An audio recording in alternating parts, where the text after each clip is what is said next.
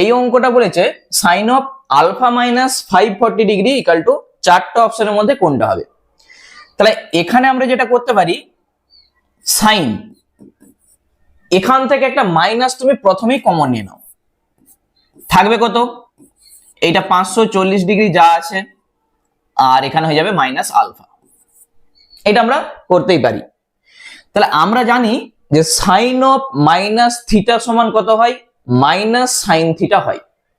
তাহলে মাইনাসটা প্রথমে লেখা হবে সাইন, আর এইটা যা আছে তুমি রেখে দাও।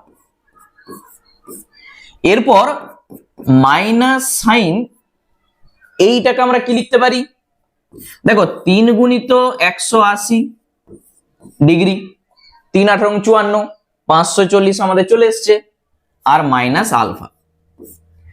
তাহলে যেহেতু আমরা 180 ডিগ্রি বা পায়ের আকারে আমরা লিখেছি, তাহলে অপেক্ষকটা যা আছে রয়ে যাবে। যখন তুমি 180 ডিগ্রির গুণিতক আকারে লিখবে তখন এখানে যা থাকবে সেইটা রয়ে যাবে, মানে এখানে যুগ্ম অযুগ্ম দেখার কোনো দরকার নেই। আলফা যা আছে রেখে দাও। কোন কোয়াড্রেন্টে পড়ছে আমরা যদি দেখি, দেখো 3 পাই মাইনাস আলফা, 1 পাই, 2 পাই, 3 পাই মাইনাস আলফা দ্বিতীয় পাদে পড়ছে। দ্বিতীয় পাদটা আমরা জানি সাইনেরই ঘর, ওই জন্য এইটা যা আছে তাই থাকবে।